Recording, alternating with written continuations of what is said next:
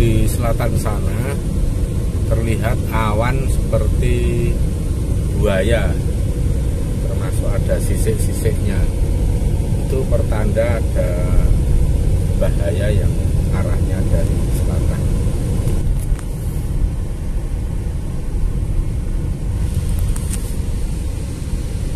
Awan pertanda bahaya, cukup berbahaya ya, karena ombak itu bisa diartikan gelombang air laut yang pasang atau banjir dari samudra.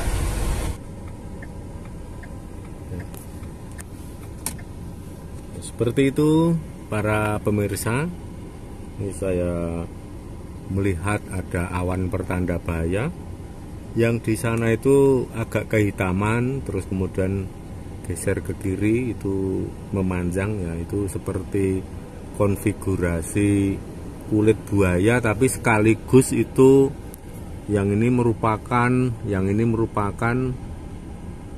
konfigurasi bentuk permukaan gelombang air yang cukup deras.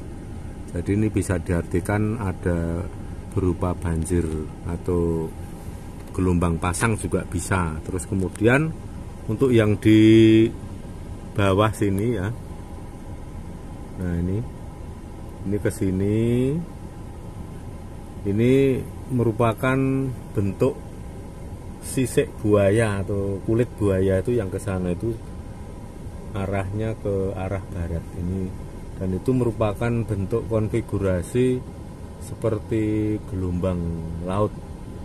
Nah, untuk yang di ujung sana yang kecil, yang agak jauh ini, yang ini ya, ini ke sini. Ini kalau kita lihat itu seperti tumpahan atau sapuan gelombang air yang sangat besar ke daratan, tapi itu di sana itu mulai dari tengah laut, terus kemudian sana itu arahnya ke daratan.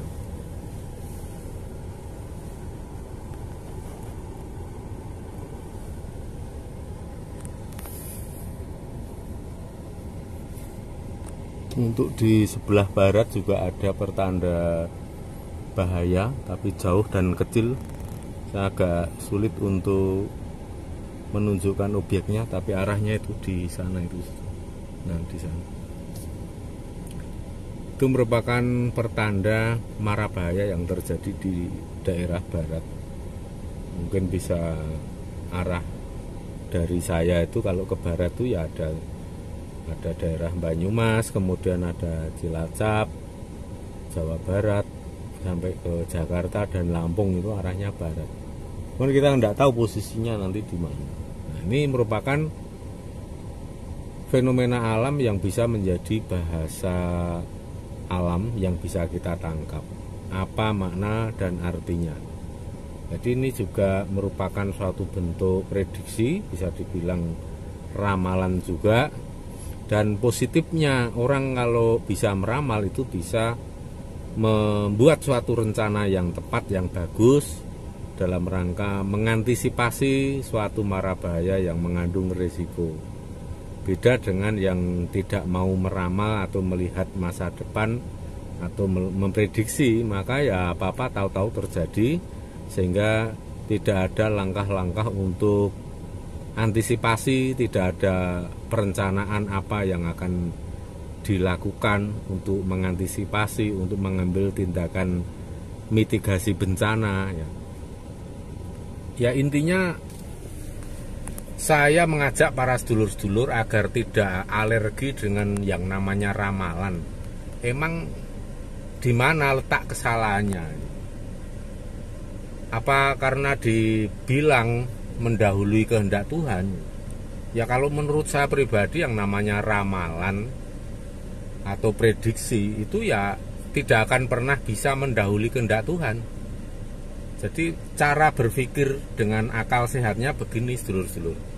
Kalau panjenengan itu menganggap bahwa ramalan prediksi itu akan bisa mendahului kehendak Tuhan, nah itu sebenarnya mengecilkan kemampuan Tuhan.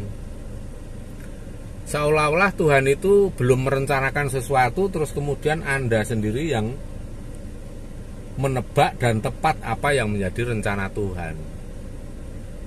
Nah, sampean tahu dari mana Tuhan belum merencanakan sesuatu, kemudian Anda dahului, atau Anda itu kemudian dibenci Tuhan gara-gara Anda itu mampu mengetahui apa yang menjadi rencana Tuhan.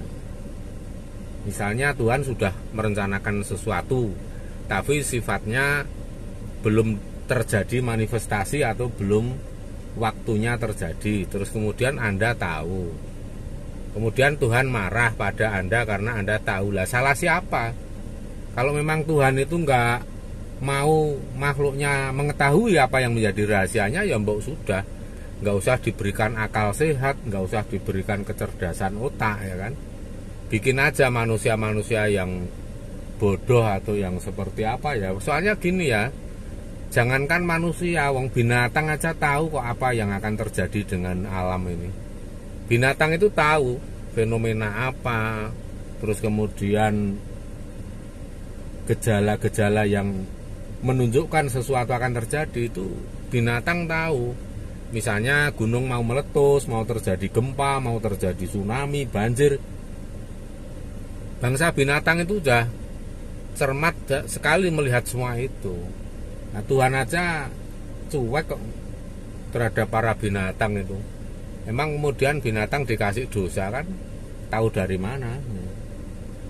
Maka kalau bagi saya pribadi, yang namanya mitigasi bencana itu ya langkah antisipatif, karena kita tahu sesuatu mara bahaya yang bersumber terutama dari fenomena alam akan terjadi, maka dibuatlah, direncanakanlah suatu mitigasi bencana. Itu fungsinya. Manusia itu harus cerdas dan bijaksana menggunakan akal sehat sehingga bisa mengetahui berbagai kemungkinan atau potensi-potensi yang akan terjadi di waktu yang akan datang.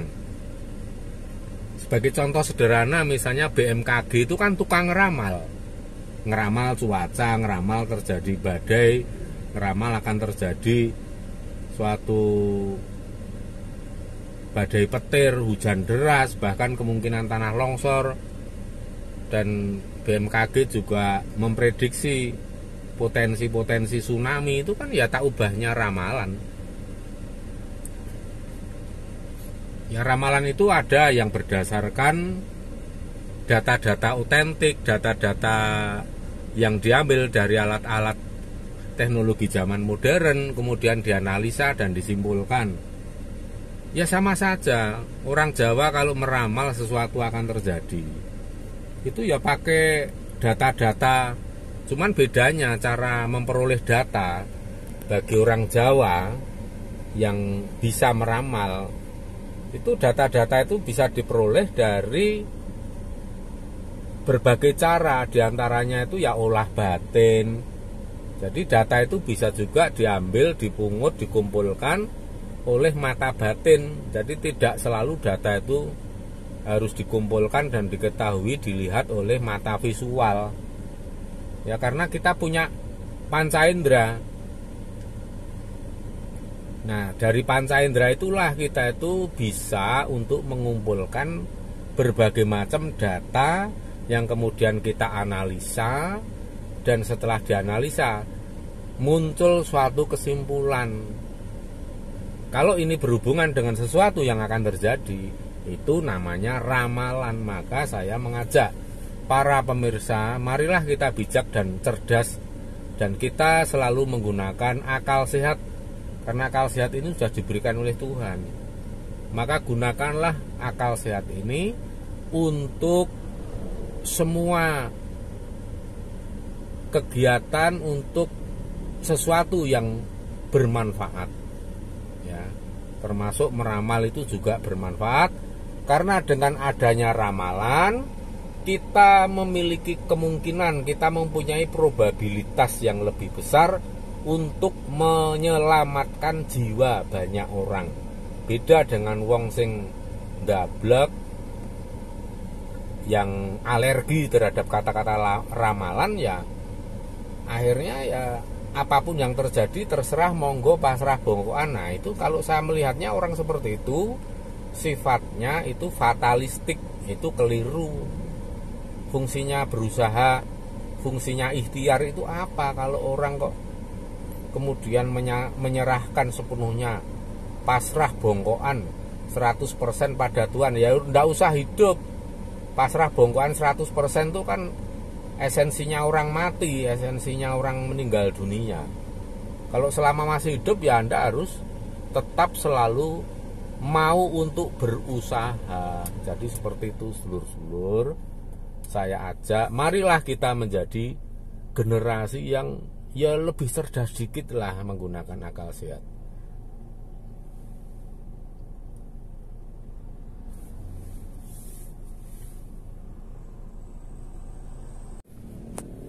Itu tadi konfigurasinya kita lihat sudah berubah seperti itu ya para pemirsa.